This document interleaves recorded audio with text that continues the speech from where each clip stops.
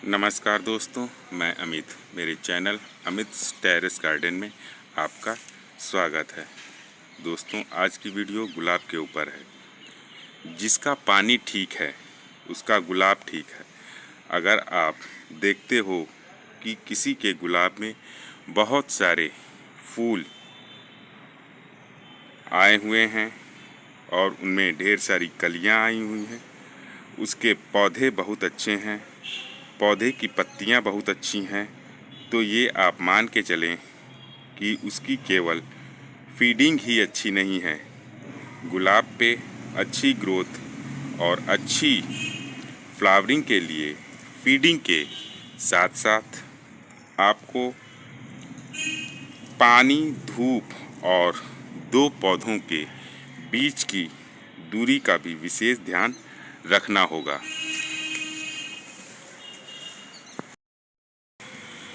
धूप, आप अपने गुलाब के पौधे को ऐसी जगह पर रखें जहां उसको पूरे दिन की सनलाइट मिले।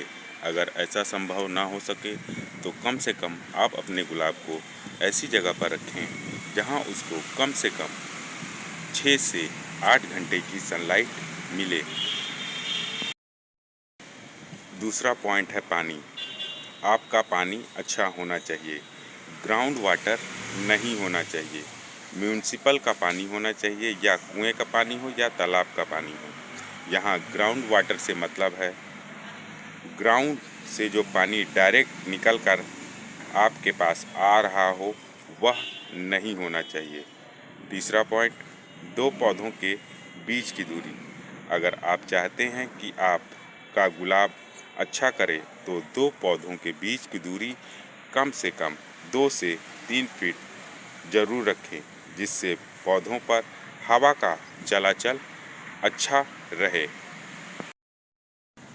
अगर ये तीनों बात आप अपने पौधों के ऊपर अप्लाई नहीं करते हैं तो यह बात आप ध्यान रखिएगा, आप कितनी भी अच्छी फीडिंग गुलाब के पौधे को दें, आपका गुलाब अच्छा नहीं करेगा।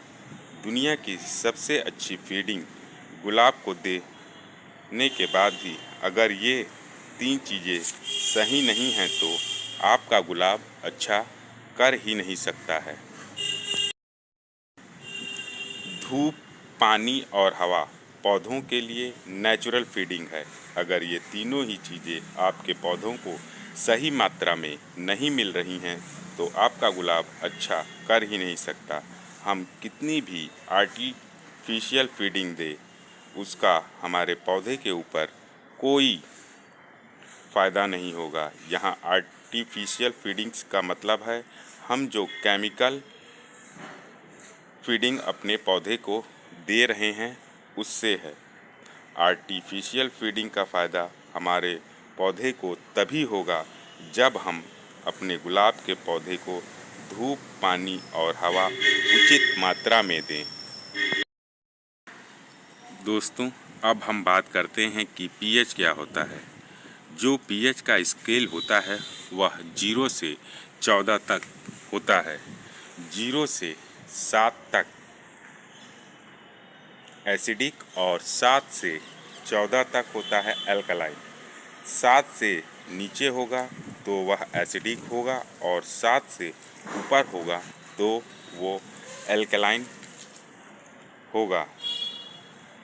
गुलाब को जो पीएच चाहिए होता है वो 6 से 7 के बीच चाहिए होता है। हमारे घरों में जो म्यूनिसिपल का पानी आता है उसका पीएच मान न्यूट्रल होता है। 7 से लेकर 7.5 या कभी कभी 8 भी हो सकता है। तो उसमें जब हम कोई भी खाना गुलाब का यानी कि केमिकल फर्टिलाइज़र किसी भी प्रकार का एनपीके मिलाएंगे, उसका पीएच अपने आप ही डाउन हो जाएगा और उसका पीएच वैल्यू 6 से 6.5 के बीच हो जाएगा। तो पीएच के ऊपर आपको वर्क आउट करने की ज़रूरत नहीं है। मैंने कभी भी पीएच के ऊपर काम नहीं किया है। अगर हम calcium carbonate, calcium hydroxide, potassium hydroxide, ammonium hydroxide इन सभी केमिकल को पानी के अंदर मिलाकर अपने गुलाब के पौधे को देते हैं तो पानी का पीएच बढ़ जाता है, यानी कि अल्कलाइन हो जाता है। इसके अलावा बाकी जो हम केमिकल फर्टिलाइज़र मिलाते हैं उससे पानी का पीएच डाउन होता है, यानी एसिडिक होता है। तो बहुत ज़्यादा आपको पीएच के ऊपर वर्कआउट करने की ज़रूरत नहीं है। पीने वाला पानी जो हम अपने घरों में खाना बनाने के लिए प्रयोग करते हैं, वही पानी अगर आप अपने गुलाब के ऊपर यूज़ करते हैं तो आप पीएच के ऊपर सोचना छोड़ दें। पीएच की कोई प्रॉब्लम आपके पौधों पर नहीं आएगी। कभी कभी हम देखते हैं कि हमारे पौधों पर पत्तियां पीली पड़ जाती हैं और पौधे की ग्रोथ नहीं होती है। उसका कारण केवल पीएच नहीं होता, क्लोरोसिस की बीमारी के कारण भी ऐसा होता है।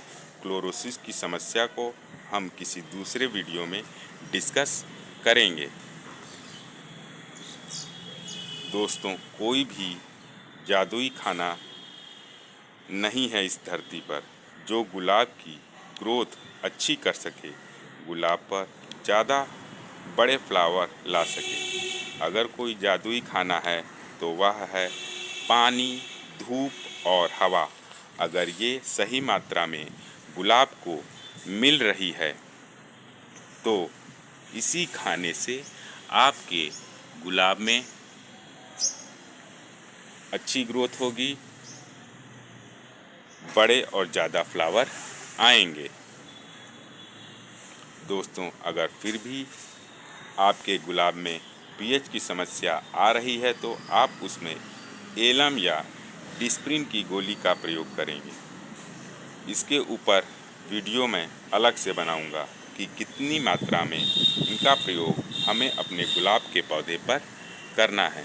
दोस्तों, फिर मिलते हैं किसी नई वीडियो में नई जानकारी के साथ। Thank you. Happy gardening. Take care.